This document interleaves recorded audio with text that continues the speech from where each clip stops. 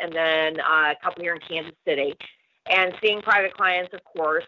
The other thing that is going to be happening is I teach spiritual development classes here in town. And so we are going to be launching that series in January.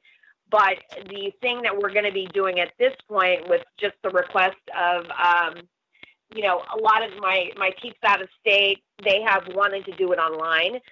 So we're going to be doing that online. That's going to be kind of partnering my technical training background with the spiritual and kind of taking that, national.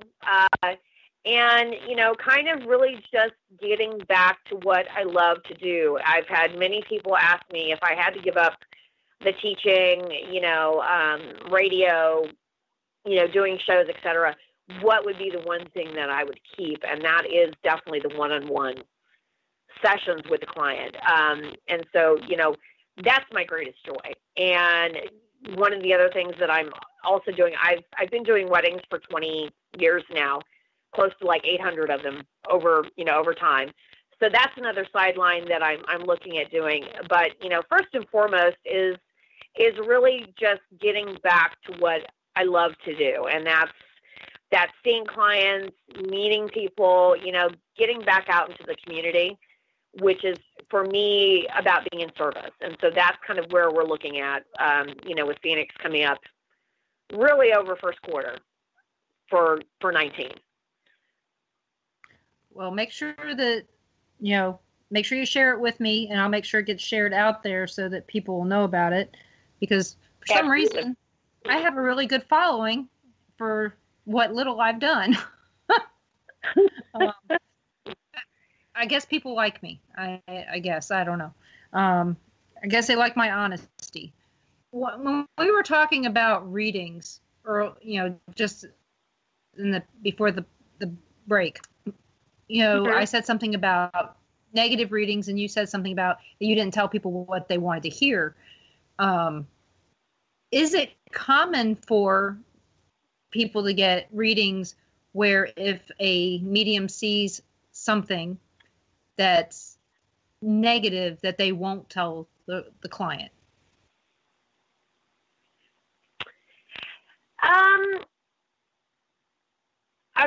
That's a loaded question, but I will say this much. Have I had instances to where I have seen things that, may not be the most positive thing? Yes. Do I relay that information? It depends upon the situation and depends upon the client. And, if they come out and they actually demand it, I want to know everything. Many times that question, if I see something, it's something that they've already seen for themselves, like with a parent or a loved one of that kind of thing. What's the outcome of this? But many times, I rarely censor myself when I see that. So I've been pretty fortunate. But have I seen things that are negative that, have I cautioned people on? Yes. But I don't say, I'm not like the guy in Poltergeist, that old reverend that stands at the door and goes, "You're all going to die," kind of thing. No, I don't do that. But it's true. I mean, that's the point. Yeah. I always tend to. But it's true. Well, it's true. But I do, at times I have cautioned people and said, some of the things that you're doing, maybe life choices that they're making, are not the most healthy. Could this cause issues? Yes. And mine is more of a cautionary tone. I don't beat them over the head with a baseball bat to, say, don't do this, don't go near the river kind of thing. No. I look at it this way, we're all grown-ups, and, at the end of the day, you're the one that has to live with your choices. I don't. And I really, that's a thing that I've worked very hard to keep off my conscience for a very long time. I'm just the messenger.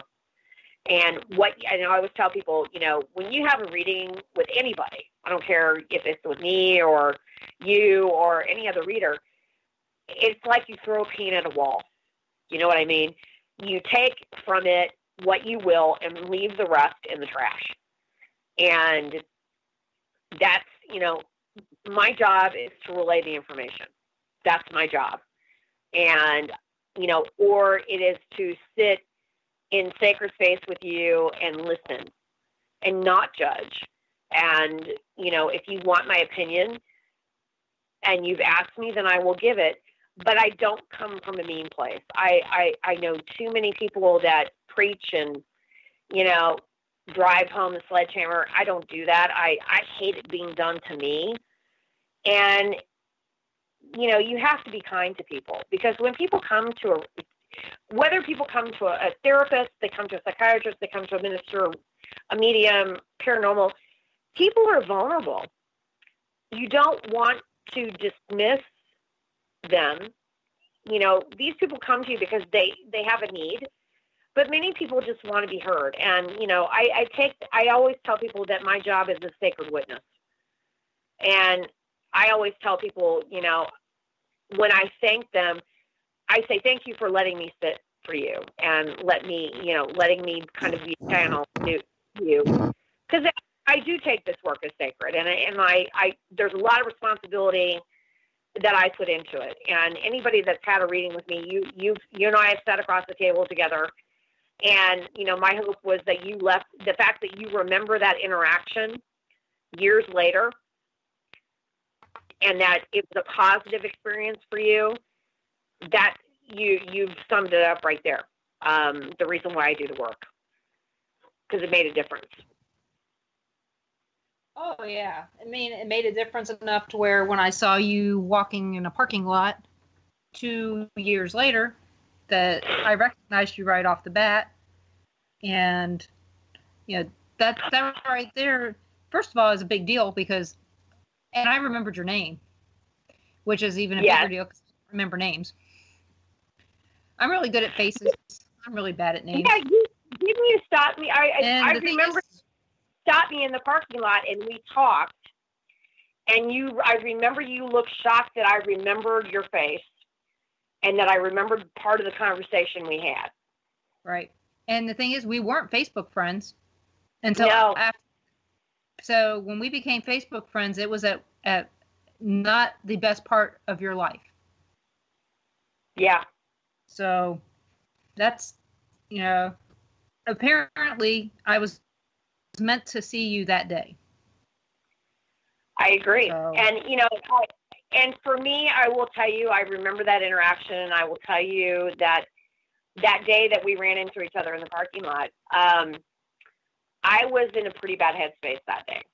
And I'd been dealing with some stuff at work, and I was really kind of questioning. And when, I'm a watcher by nature, and so, but when I walked away from that exchange and going, the validation comes when you need it the most. And I remember walking away and thinking, I've made a difference with her. And I remember actually calling one of my friends, and I said, you are not going to believe what just happened. And I was just, it really warmed my heart. And so it's that kind of thing for me is why I keep going. Even when, I've toyed with the idea of retiring the past year, and everyone that I have mentioned it to is horrified, number one, but number two has said, it's too much of your life. It's who you are. Phoenix is who you are, and you're Phoenix, and they're right. My goal is at this point, is to pay my time in the corporate world and get resources enough to where I can, do that work, do this sacred work full time.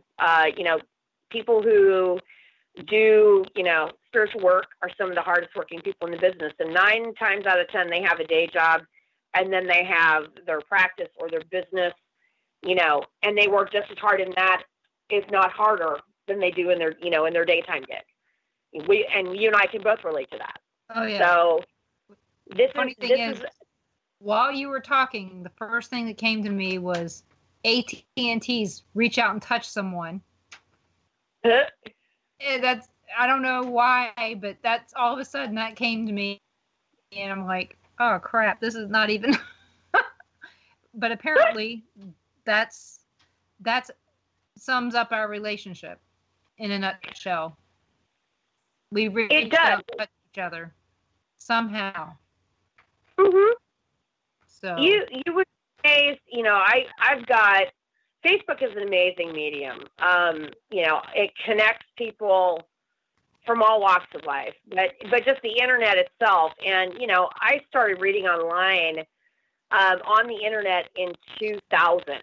So 18 years ago, when it was first. I did the psychic hotlines back in the day, but then I started reading when internet, doing readings over online was just still a novelty. I actually was part of that pilot group.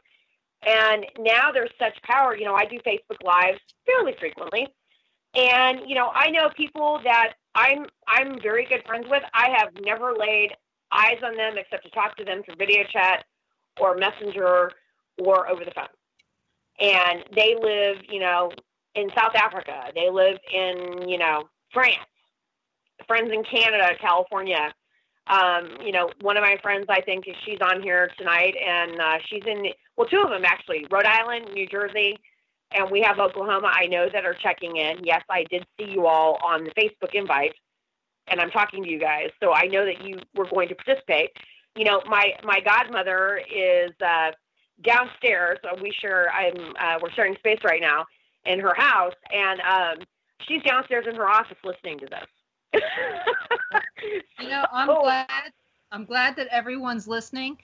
We have less than a minute left, so to reach you, they can find you at Phoenix Consulting on Facebook, right? And yes, they can find Reverend Shay Moyers on Facebook as well. And you gave earlier in the cast, you gave out your email. My email is Phoenix Consulting KC@gmail.com. You can also reach me at my office. My office number is area code 913-602-9746. I do readings in person, here locally in Kansas City and throughout the Midwest. But then I also do them online via Skype or over the phone or, over the lovely medium that is Facebook. So there's a variety of ways that you can reach me. And I look forward to being of service to you. Perfect. Everyone, I'd like to thank you all for listening to the Paranormal Pride tonight. Next week, my guest is Julie Griffin. She is a ghost photographer. I've had her scheduled before, but we had issues. She had surgery, things like that. But she's coming on next week, and provided that there's no issues with weather or anything. So we're going to have her on next week, and it is the last show of the year for the Paranormal Pride. So please make sure that you come and attend and listen in to Kat's show on Wednesday so we can find out about the new baby that's coming. We want to hear all about the new baby. So you're listening to WBHM Digital Broadcasting out of Birmingham, Alabama. I will see you next Monday at 7 p.m. Central on the Paranormal Pride. Thank you for listening.